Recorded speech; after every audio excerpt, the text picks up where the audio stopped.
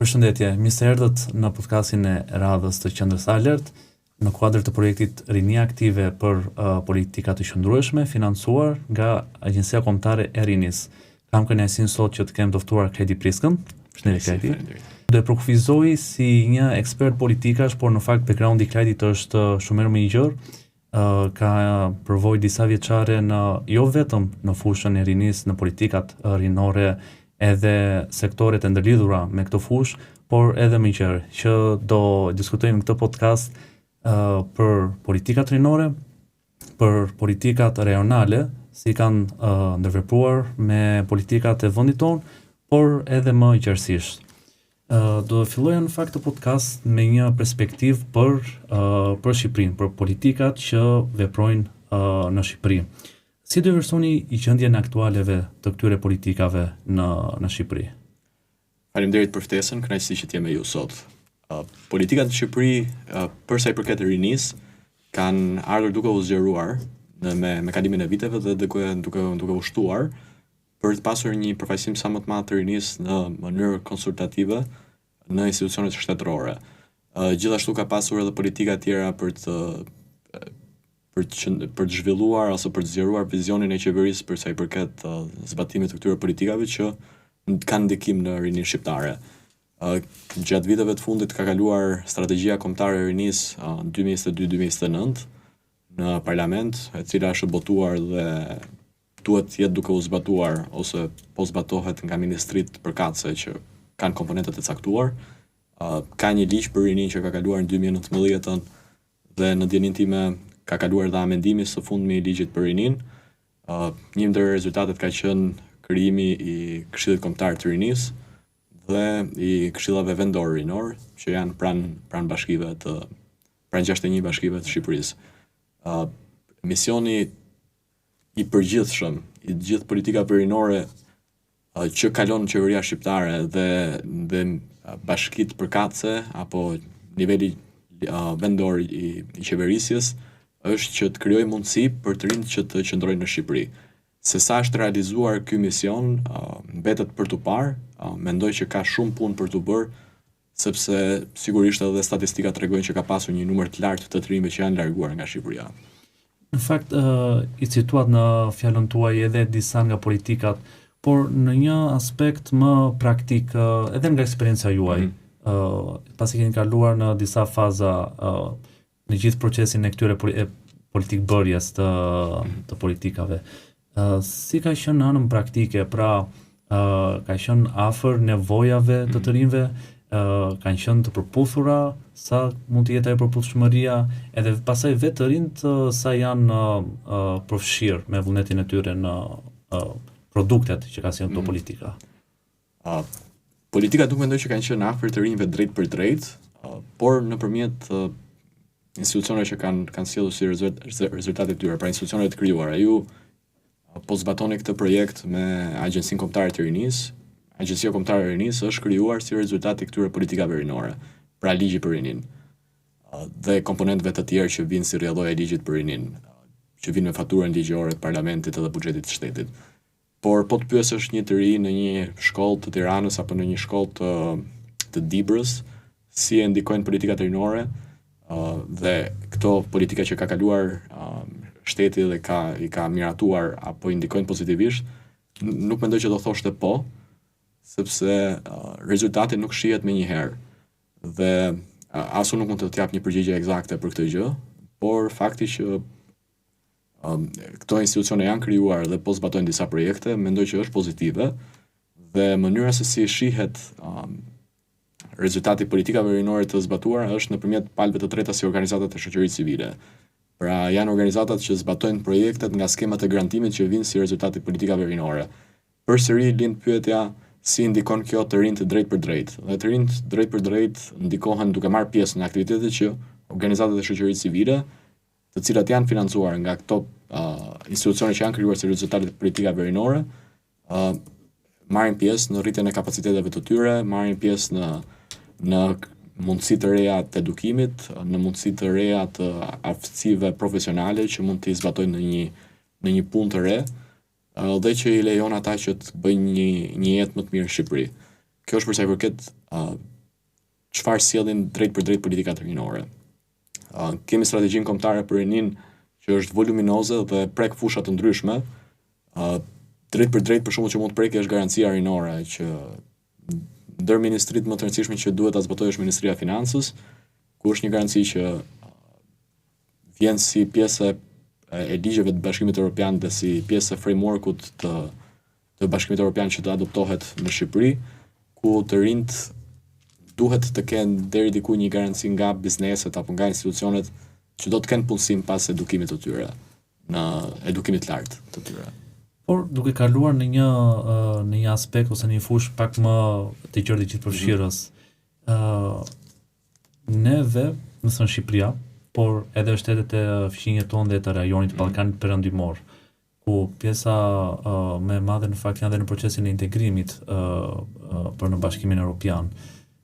Si do ishte një krahasim, një vlerësim nga ana juaj me politikat që me të gjithë historikun e politikave që janë zbatuar në Shqipëri me vendet e rajonit. Do të thonë ku mund të ndodhemi ne, a kemi patur një proces më të mirë dhe në një kohë më të shkurtër, janë vendet e tjera që në fakt mund të na kenë ndihmuar, janë shembujt, pra kemi mësuar nga njëri tjetri apo kemi vazhduar stoik në qëndrimet tona. Në radhë parë mendoj që ka shumë ngjashmëri midis politikave që ka Shqipëria dhe politikave të shteteve të tjera të Ballkanit Perëndimor, por mendoj që ne si shqiptarë synimin e kemi që të shohim drejt perëndimit të Europës. Dhe duke parë drejt perëndimit të Europës, nuk mendoj se jemi në garë me rajonin, po jemi në garë me veten më shumë për të kapur ritmin e Bashkimit Evropian Perëndimor. Dhe për këtë arsye mendoj që mund ta krahasojmë veten me shtetet e Ballkanit Perëndimor, sepse kemi disa të meta dhe disa të avantazhe pozitive, dhe megjithatë kjo nuk duhet na stepi ne që të themi tani jemi të parët në Ballkanin Perëndimor dhe kjo është okay për ne.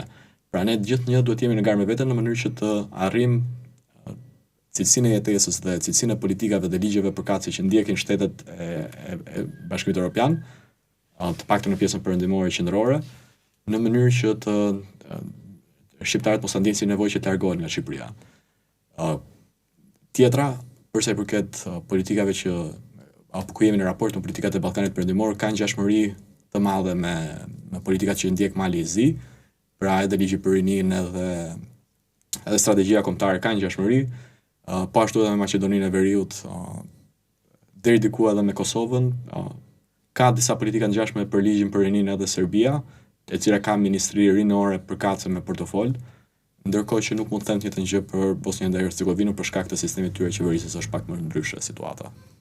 Qartë është,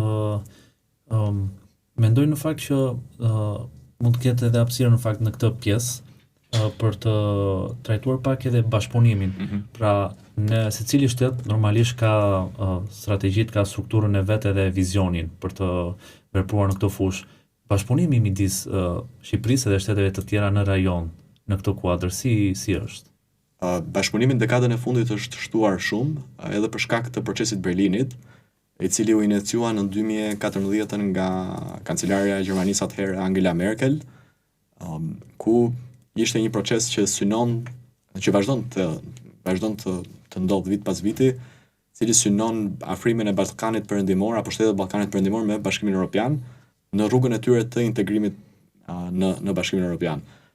Dhe si rrjedhoi e procesit Berlinit, në 2016 u krijua Zyra Rajonale për Bashkëpunim Rinor, ZRBR është akronimi shqip, ndërkohë që shkurtimi anglisht është RAICO, i cili është edhe emërtimi më i famshëm për këtë organizatë. Ka gjithashtu edhe organizata të tjera të krijuara po prapë nga procesi i Berlinit, të cilat nxisin bashkëpunimin midis Shqipërisë dhe shteteve të tjera të Ballkanit Perëndimor, është RCC, Regional Cooperation Council, ose Zyra Rajonale për Zyra Rajonale e Bashkëpunimit, dhe është edhe Western Balkan Fund ose Fondi i Ballkanit Perëndimor. Pra këto derivojnë nga njëjti proces që nxit Bashkëpunimi i Ballkanit Perëndimor. Rezultatet të prekshme nga këto organizata, për shembull RCC-ja ka pasur facilitimin dhe mundësimin midis shteteve të Ballkanit Perëndimor që të zhdukej ose të reduktoheshin masivisht tarifat e roaming, Ka dhe plane infrastrukturore, e njëjta gjë me Fondin e Ballkanit Perëndimor, me politika më të gjëra se sa rinia, ndërkohë që Zyra Rajonale për Bashkëpunim Rinor, RAICO, ku edhe unë jam antar bordi, për të përfaqësuar Shqipërinë si përfaqësues rinor, është një organizatë që ka si synim politikat rinore dhe pajtimin midis popujve të Ballkanit Perëndimor për sa i përket një të ardhme më të ndritur nga ana rinore. Dhe ndjek si shembull zyrën franko-gjermane. Pra është një zyrë e krijuar pas luftës së dytë botërore për të pajtuar popujt e Francës dhe Gjermanisë dhe për të zhdukur në të ardhmen stereotipet midis të rinjve të këtyre dy popujve dhe për të cilat sot është absurde ideja e luftës midis tyre ndonjëherë. E vërtet, në fakt Ballkani Perëndimor gjithmonë vazhdon akoma që ka një emërtim si një bom mesat ose një rajon që jo të gjithë do donin nga politika ndërkombëtare që të përfshihej dhe të investonte për një normalizim të situatës dhe të marrëdhënieve si midis shteteve, pra nga ana institucionale, por edhe midis individëve dhe popujve me njëri tjetrin. Po RAICO si një halk, një institucion që ose jam duke e kufizuar sakt, ndihmon në krijimin e urave që sidomos të rinjt të kenë një normalizim të marrëdhënieve, pasi shihet her pas here dhe në media që ndoshta me paragjykim, por është pritshmëria që kemi nuk do trajtohemi, nuk do respektohemi si individ që kemi, se në fundi Ballkani Perëndimor është një vend shumë i vogël. Edhe pavarësisht se kultura na ndan, por gjeografikisht jemi shumë afër njëri tjetrit. Si ka ndihmuar që RAICO të vendosë to urat që të kemi një rini midis shteteve në Ballkanin Perëndimor sa më shoqëror, sa më normal edhe sa më bashkëpunues me njëri tjetrin. Unë mund t'ju tregoj shembuj se si kjo është realizuar dhe ka shumë shembuj pozitiv ndër vite. Padyshim që ka shumë punë për të bërë sepse ka jo vetëm të rinj, po edhe të çfarëdo grup moshe që ka mendime të parandërtuara dhe nuk i tjetërson, dhe gjithë secili ka drejtën patjetër që të mendojë siç e ndjen që të mendojë, por kjo nuk duhet të na ndikojë në pengesën e dikujt të realizimit të qëllimeve të veta, apo në pengesën e dikujt të bërit një jetë të qetë në çfarëdo lloj shteti të Ballkanit Perëndimor. Dhe disa prej shembujve pozitiv për shembull janë programet që RAICO zbaton, programet e mëdha, ku përfshin të 6 shtetet e Ballkanit Perëndimor. Një ndër to është Super Shkollat, është një program që financohet dhe ka mbështetje të madhe nga qeveria gjermane. Është një program ku shkollat e Ballkanit Perëndimor shkëmbejnë student për një periudhë të caktuar kohore. Pra një shkollë në Serbi sjell disa studentë në një shkollë në Shqipëri, për shembull një rast ka qenë në Lezhë, një rast tjetër në Elbasan, dhe vazhdo të ketë raste të tilla vit pas viti.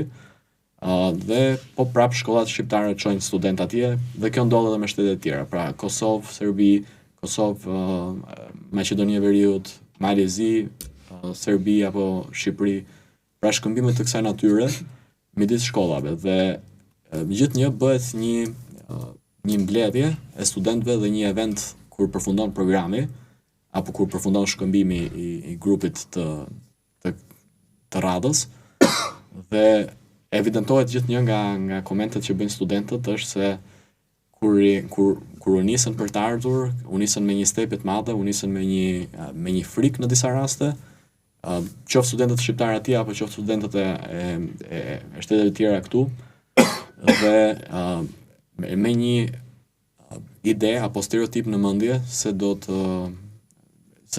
gjenin një realitet tjetër për nga ai që në të vërtetë gjetën. Dhe fakti është se studentët zakonisht gjejnë, ose nxënësit gjejnë mikpritje, gjejnë në të gjitha anët, gjejnë një shoqëri të mirë që zgjat, por edhe mendoj unë edhe në të ardhmen do të gjejnë edhe partner për idetë e tyre inovatore për sa i përket sipërmarrjes që mund të ketë Ballkani Perëndimor në të ardhmen.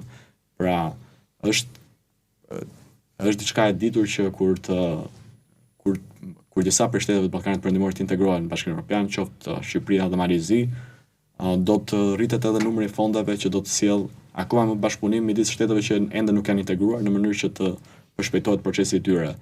Dhe kur të ndodh kjo, do të ketë edhe fonde si përmarrjet e reja, pra për startupet. Dhe tashmë ke këtë grup të rinj që njohin partner nga rajoni, ku do të ketë lindje bashkëpunimesh. Por këto sigurisht nuk janë rezultate që mund të maten me njëherë. Por ajo që ndodh është që duke imituar mbase zyrën franko-gjermane, siç ka ndodhur gati një shekull më parë, apo 70 vjet më parë, këto nxiten këto rryma të reja rinore që sjellin bashkëpunim në të ardhmen. Tjetra është që duhet përmendur është se këto të gjitha janë shumë zhvillime pozitive, por njëkohësisht misioni i gjithë këtyre institucioneve është pajtimi i shoqërive tona. Por shpesh në ditët e sotme ose ende sot ne nuk i kemi përkufizuar se për çfarë po pajtohemi. Pra ne e dim se kemi nevojë për bashkëpunim mes njëri tjetrit. Ne e dim se pa bashkëpunim mbase nuk do të arrijmë Bashkimin Evropian, për disa për shteteve është edhe kusht. Pra pa qenë fqinj të mirë dhe pa rënë dakord mbi shumë gjëra, por ne nuk e dim se për çfarë të shkuare po pajtohemi. Dhe kjo është një dilemë e madhe, të cilës nuk mund t'i përgjigjen mendoj unë të rinjt, por duhet që t'i përgjigjet politika duke bërë marrëveshjet përkatëse. Dhe megjithatë, për organizata si Rajko, mendoj unë që të rinjt e kanë marrë përsipër. Pra të rinjt që marrin pjesë në aktivitete, apo dhe të rinjt që janë pjesë e stafit dhe bordit, kanë marrë përsipër këtë barrën e përgjegjësisë që të sjellin bashkëpunim në rajon, pra të sjellin një frymë të re. Dhe nuk mendoj që është një barë që e kanë kërkuar apo e kanë dëshiruar, por është një barë që na ka rënë përsipër dhe që duhet ta bëjmë për të çuar proceset përpara dhe për të çuar shtetet tona përpara. Është në fakt një nuk e di pse për shumë faktor është një, më thënë, vazhdon akoma të ekzistojë kjo lloj kulture, por ne gjithmonë përpiqemi që të shkemi vizionin përpara, edhe çfarë problematikash ka, ti rregullojmë dhe të mundohemi që ti shuajmë për të ecur para. Në fakt ishin dy element që në këtë pjesë mendoj që edhe audienca mund të hyjë në punë për anën praktike. E para është super shkollat. Pra si një njeri mund të thotë zyshës mësueses që dëgjova për këtë mundësi dua që të shkolla ime të angazhohet që të përfshihem në një aktivitet të tillë. Ka pasur dhe raste të tilla që pra është iniciuar nga nxënësit, por kryesisht ka inicim nga mësuesit e shkollave. Pra mësuesit që shumë shkolla kanë një prej mësuesve, për shembull mbaj mendun në gjimnazin ku kam studiuar unë, ka qenë mësuesja informatikës që kishte detyrën për të gjetur mundësi ku mund të angazhoheshin nxënësit. Dhe shumë shkolla kanë një person nga stafi pedagogjik që të angazhohet për krijimin apo përsjelljen e mundësive të ndryshme pranë shkollës. Dhe shkolla të ndryshme shohin mundësi të tilla. Po megjithatë Rajko bën aktivitete anë mban rajonit për të promovuar programet e saj apo programet e organizatës. Dhe duke promovuar këto programe, rritet edhe numri i personave që vjen në dieni për programet që ka organizata. Dhe si rrjedhoi, një shkollë që nuk e kishte dëgjuar ndonjëherë si programe, dëgjon dhe çon aplikimin përkatës.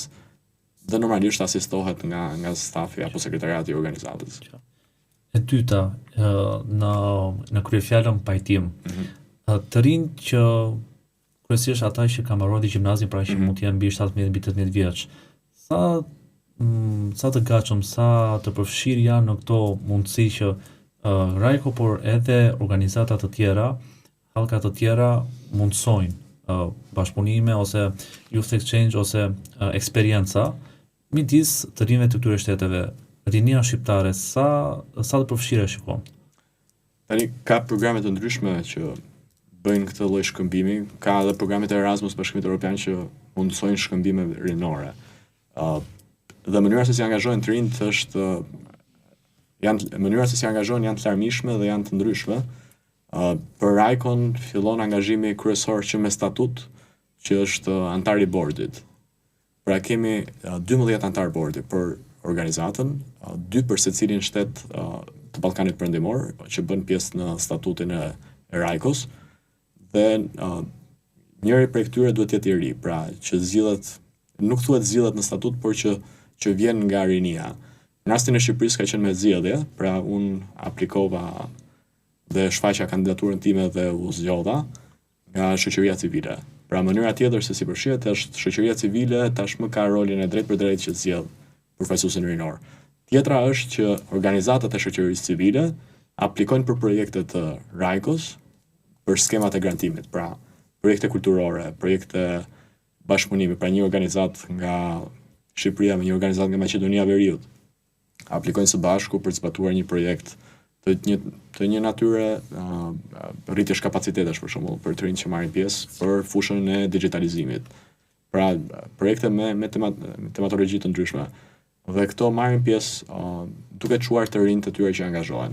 Të rinjt shpesh janë të rinj që e kanë eksperiencën në pjesëmarrjen në aktivitete më parë, pra nuk janë të rinj që nuk i kanë hasur, përveç sa atyre që mbase vijnë nga shkollat e gjimnazet apo nga nëntëvjeçarët që i ndjekin për herë të parë si aktivitete dhe e kanë ende stereotipet të shkuarës.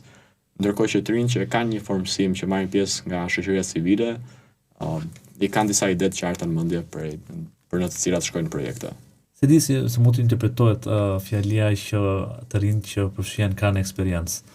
Konstatohet shumë të konstatueshme që në të tilla hapësira që janë organizata ndërkombëtare, lokale, edhe të natyrave të tjera, normalisht jo të rinia përfshihet për shumë arsye. Së pari për arsye personale dhe për pastaj dhe për anën e që sado që të jetë vizioni edhe dëshira, jo të gjithë mund të kenë mund të përfshihen. Por në kuadër të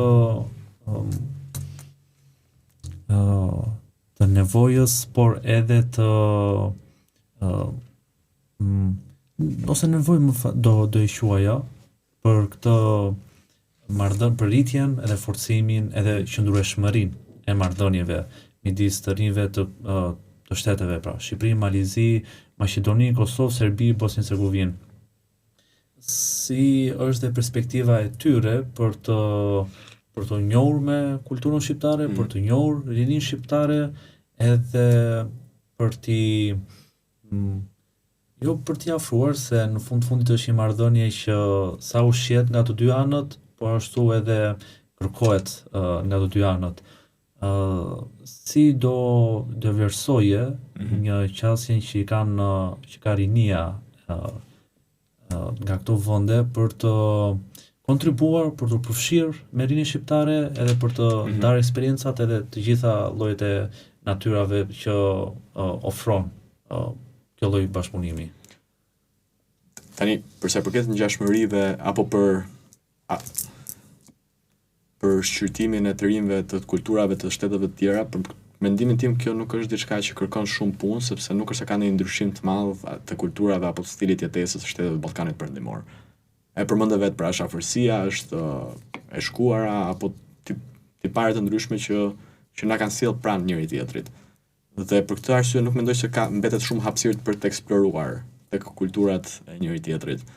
Por, siç thash, bashkëpunimi është rritur dhe ka dëshirë të mirë, pra dëshirë dhe vullnet për të ndërvepruar me njëri tjetrin, për të pasur ide të përbashkëta apo projekte të përbashkëta.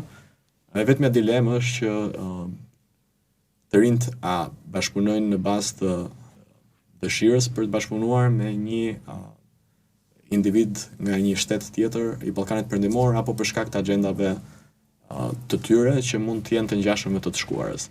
Kjo është diçka që unë nuk mund t'i përgjigjem. Shpresoj që mos të jetë vijimësi e agjendave të të shkuarës, sepse kemi parë se ku na kanë sjell agjendat e të të shkuarës, pra të politikës së të shkuarës.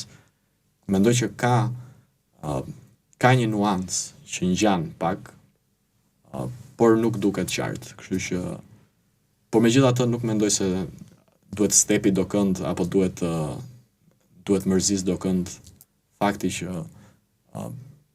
të rinjt që bashkëpunojnë me njëri tjetrin mund të kenë disa gjëra të tjera nga mbrapa që apo ide që vazhdojnë të jenë të njëjta me të shkuarën, kjo nuk mendoj që duhet të shqetësojnë ndokënd, sepse ne jemi duhet të jetë gjithë secili i sigurt në hapat që hedhin rrugën që bën, qoftë një njeri shqiptar apo qoftë edhe institucionet shqiptare. Për pikën tjetër, për përfshirjen apo për të rinjt që marrin pjesë në këto aktivitete, është të vërtet që ka një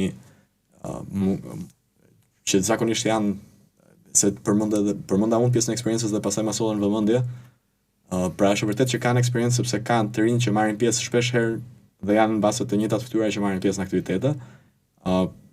Kjo ka të mirat e veta për shkak të memorisë institucionale të organizatave, por ka edhe të këqijat e veta që nuk i jep shansin të rinjve të tjerë që të marrin pjesë, të rinjve që nuk kanë marrë pjesë në këto aktivitete.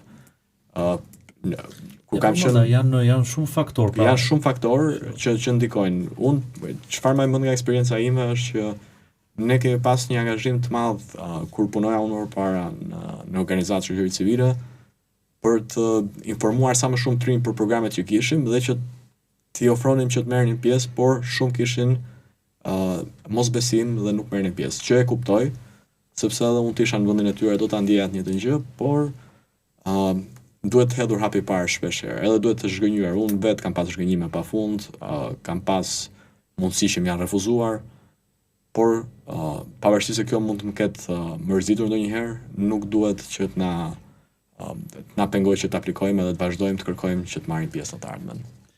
Është tani ndoshta mund të jetë gjë mirë ndoshta ajo të gjithë mundësitë mund të jenë realizuar se edhe nëse një individ do ishte, më thënë, ideja që neve të përfshihemi në mënyrë aktive në shoqëri është, më thënë, absolutisht është mendoj një vlerë e shtruar për personin. Pastaj edhe për pjesën që se kjo vjen edhe si bumerang, në moment që ti përfshirë shumë, atëherë ti mund të quhesh dhe i mbi vlerësor se overqualified. Edhe ndoshta është një keqje në këtë të mirë të madhe. Por këtu mund të them vetëm diçka që përfshirja e një personi në shoqërinë civile, në këto këshillat që janë krijuar nga ligji për rinin apo në çfarëdo lloj aktiviteti, sigurisht sjell të mira për komunitetin dhe për shoqërinë, por e rëndësishme është që sjell të mira për individin dhe individi nuk mund të kontribojë. Pra duhet të jetë shumë e qartë që individi nuk mund të kontribuojë për komunitetin nëse nuk është gati për të kontribuar për vete. Pra duhet të jetë individi i plotësuar. Normalisht mund të bëjë edhe aktivitete të tjera që sjellin të mira në komunitet, por individi duhet të jetë versioni më i mirë i vetës në mënyrë që të sjellë diçka të mirë edhe në komunitet. Dhe në aktivitete të tilla patjetër që sjell për komunitetin, por edhe merr një rritje kapacitetesh, pra rrit edhe përmirëson aftësinë për të folur publik, krijon një numër të madh të kontaktesh dhe një rrjeti që e ndihmojnë personalisht mbase për gjetë një mundësi punësimi në të ardhmen, por edhe ndihmojnë për të qenë një person më i mirë për komunitetin, sepse tani do të ketë një mundësi për të bërë donacion nëse ka krijuar një biznes që sjell të ardhura për shkak të këtyre aftësive që mori. Është absolutisht, më thënë, angazhimi në këtë lloj forme ka më shumë të mira në çdo lloj situate se sa dizavantazhe, se asnjë nuk mund të qenë të këqija përfshira në këtë lloj aktivizimi, që ti je një njeri aktiv. Në një spektër pak më të gjerë, në kuadër të procesit të integrimit, në kuadër të Bashkimit Evropian, edhe në kuadër të politikave që ka BE-ja, edhe vetë procesi që i prodhon, i lind këto elemente. Një perspektivë nga ana e BE-s edhe integrimit, pra nga ana tjetër e situatës, si do ishte vlerësimi për të gjitha hapat që edhe ju i përmendët më herët në politika, në ligje, në aktivitete, edhe në bashkëpunime rajonale. Si do ishte një parashikim juaj i vlerësimit? Siç thash edhe në fillim, shumë prej këtyre politikave që po ndodhin, qoftë në Shqipëri, qoftë në rajon, vinë si rrjedhore e procesit integrimit të Shqipërisë. Kështu që mendoj që ka, përsa i përket direktivave apo përsa i përket sugjerimeve të Komisionit dhe elementeve ndryshëm të Bashkimit Evropian për të zbatuar në Shqipëri dhe Ballkanin Perëndimor, mendoj që ka pas një progres të mirë në këtë raport. Por sigurisht janë shumë elementë që ndikojnë tek të rinjt, në aspektin ekonomik, në aspektin e edukimit, në aspektin e demokracisë, e sundimit të ligjit, që duhen zbatuar në mënyrë që jetesa për të rinjt të jetë më e mirë në Shqipëri. Pra janë shumë element që shkojnë përtej politika verinore, drejt për së drejti, por politika të tjera të mirë funksionimit të shtetit që ndikojnë tek të rinjt, edhe i lejon ata që të qëndrojnë në Shqipëri. Dhe mendoj që zbatimi i mirë i gjithëve këtyre politikave do të sjellë patjetër në përmirësim të situatës. Dhe sigurisht që edhe progres raporti i Bashkimit Evropian i fundit për Shqipërinë dhe për shtetet e tjera të rajonit pati progres. Evidentoi edhe shumë tmeta që duhen rregulluar në vijim. Ajo që mund të them unë për ku gjendet rinia shqiptare, unë shoh shumë pesimizëm që qarkullon me të drejtë dhe ndonjëherë shprehet më shumë se sa optimizmi, por e vërteta është e tillë që të rinjt në Shqipëri, pavarësisht mundësive që ndjejnë që mund t'i mungojnë, ose pavarësisht mundësive ekonomike apo mundësive të ndryshme që mbase mungojnë, pavarësisht këtyre kanë një optimizëm për të ardhmen. Pra, deri diku është një siguri që do të jemi në Bashkimin Evropian, deri diku është një siguri që Shqipëria e 2030 do të jetë më e mirë se Shqipëria sot, dhe e ardhmja e të rinjve në Shqipëri do të jetë më e mirë se e prindërve të tyre. Kjo është ideja e përgjithshme, me atë që kuptoj unë. Kjo është diçka që nuk mund të thuhet për shtetet e tjera të Bashkimit Evropian, përsa i përket shteteve perëndimore të Bashkimit Evropian. Pra një ri gjerman apo një ri francez ka pesimizëm të natyrës që jeta e tij nuk do të jetë më e mirë se e prindit të tij.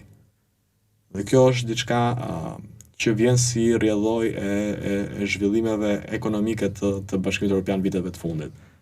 Dhe mbase mund të shihet edhe si një pik në 2008 me krizën e 2008-s dhe më pas rënje që nuk po rikuperohet dot, duke përfshirë edhe luftën në Ukrainë apo edhe pandeminë edhe komponentë të ndryshëm që kanë sjellur këtë ide në popull. Pra, blerja e një shtëpie që edhe në Shqipëri është shumë e vështirë, në krahasim me ç'mund ta kenë pasur prindrit tan, dhe gjithë këtyre komponenteve që sjellin krijimin e familjes dhe shtimin e shoqërisë. Po megjithatë, ideja është se jeta jonë do të jetë më e mirë se e prindërve tan për sa i përket zhvillimit të shtetit.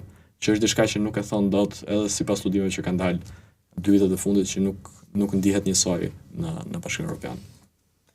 Në fakt unë do të ngasmoj pak për një element sepse është edhe nga ana personale një perspektivë në lidhje me procesin e Ukrainës për rrugtimin e saj në integrimin evropian, në Bashkimin Evropian.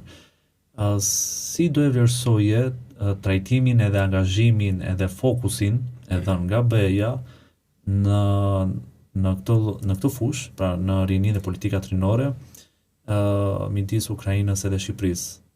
Vërtet janë statuse, janë gjendje, janë realitetet të ndryshme, por ama ekspertë në fusha të ndryshme komentojnë në lidhje me këtë fokus ose qasje që ka ndaj këtij shteti. Kështu që unë do të ngasmoj me këtë pyetje duke unë kam diplomën e masterit në Britani e kam bërë për krahasimin e luftës Ukrainë, Rusi dhe konfliktit potencial midis Tajvanit dhe Kinës, kështu që mendoj që mund të flas me informacion për politikat shmangëse, pra politikat deterrence policy që quhen, politikat e shmangjes konflikteve. Përsa përket politikave rinore nuk mund të flas me informacion të plot për Ukrainën, por mund të jap një mendim për situatën. Në radhë parë është një fatkeqësi e madhe që një luftë e tillë po ndodh për popullin Ukrainas dhe është një fatkeqësi e madhe që një luftë e tillë ndodh në Europë dhe që qindra mijëra jetë po humbin. Dhe kjo është një fatkeqësi që një popull e çon mbrapsht shumë vite për sa i përket shtimit popullsisë për sa i përket rindërtimit të vendit apo zhvillimit normal të një vendi. Dhe kjo është diçka që ne e kemi kaluar përgjatë historisë tonë vetë dhe mendoj që e dim se sa mbrapa e çon një popull, një luftë dhe një konflikt që nuk po gjen fund. Dhe kjo është diçka shumë e keqe, normalisht, por ka sjellur edhe pasoja në politikën e Bashkimit Evropian. Një ndër këto pasoja sigurisht është edhe përshpejtimi i procesit integrimit për Shqipërinë, për Shtetet e Ballkanit Perëndimor, edhe për vetë Ukrainën. Mendoj që do të ketë një integrim të Ukrainës në Bashkimin Evropian. Nuk e di se në cilin vit, por mendoj që do të ketë sepse ka vullnet në Bashkimin Evropian për të pasur diçka të tillë, pavarësisht se nuk bien disa palë dakord siç është Hungaria, për arsye e tyre.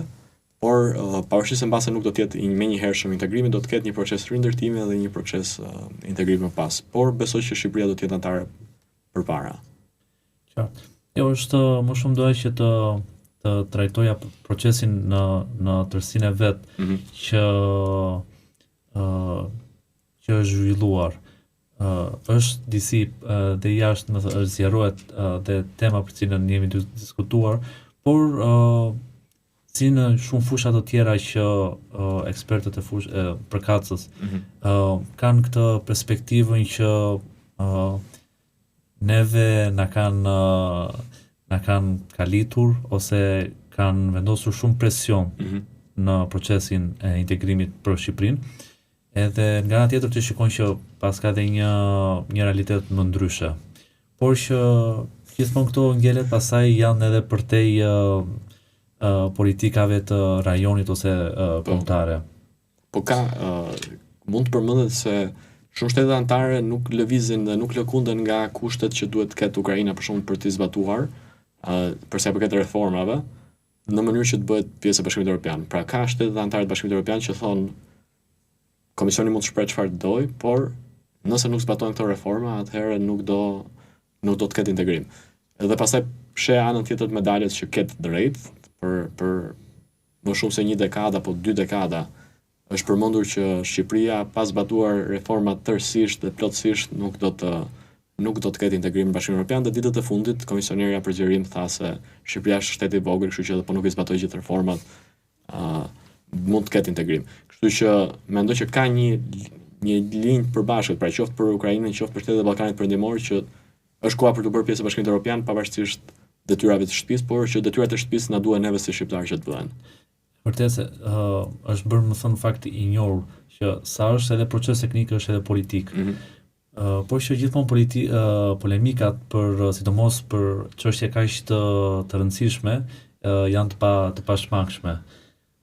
Duke u rikthyer përsëri në rajon, do doja në fakt që të ndaje disa raste suksesi që si mund të jenë arritur nga Rajko, por edhe nga organizata të ngjashme ose projekte në rajon. Pra, çfarë ka bërë rinia e Ballkanit Perëndimor që është bërë një shembull pozitiv edhe një rast që të njihet, jo vetëm të njihet, por edhe të konsiderohet nga të rinjt e Bashkimit Evropian.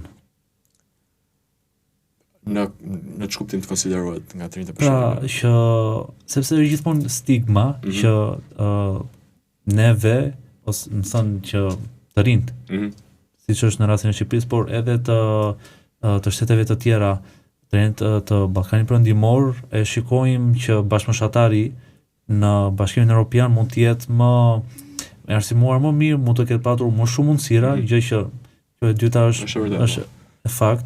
Edhe gjithmonë është stigma që një arritje, një sukses ose një implementim i një projekti ose ideje, ndoshta mund të jetë diçka jo e re për një të ri që është në Bashkimin Evropian, ose është diçka e vogël që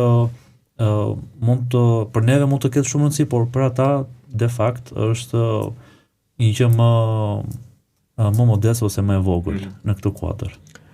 Tani ka qindra projekte që jo vetëm Rajko, po organizata të ndryshme kanë bërë në rajonin e Ballkanit Perëndimor, qoftë nivel qendror, pra qoftë nivel kombëtar, pra një shtet, apo qoftë nivel rajonal. Një iniciativë që është ndjekur nga vetë të rinjt që kam qenë dhe unë në fillim, është rezoluta 2250 e Kombeve Bashkuara të rinjt, paqja dhe siguria, që është duke u zbatuar tani edhe me aplikimin e Rajkos në Ballkanin Perëndimor, që po iniciohet si proces nga të rinjt dhe është diçka që nuk është zbatuar në shtetet tjera të Bashkimit Evropian në ndjenjën time. Ajo që mund të përmend është se të rinjt në Rajko dhe në zyrat vendore mblidhen çdo vit në forumin rinor të Ballkanit Perëndimor, në kuadër të procesit Berlinit. Pra procesi Berlinit, që siç të thash, është krijuar më shumë se një dekadë më parë, 11 vjet më parë, ka pas disa rezultate, pra krijimin e disa institucioneve dhe ndër to edhe disa evente që ndodhin vit pas viti. Një ndër këto evente është forumi rinor i Ballkanit Perëndimor që bëhet nga Rajko dhe organizohet nga Rajko me ndihmën e partnerëve gjerman, apo siç ndodhi këtë vit me ndihmën e partnerëve britanik.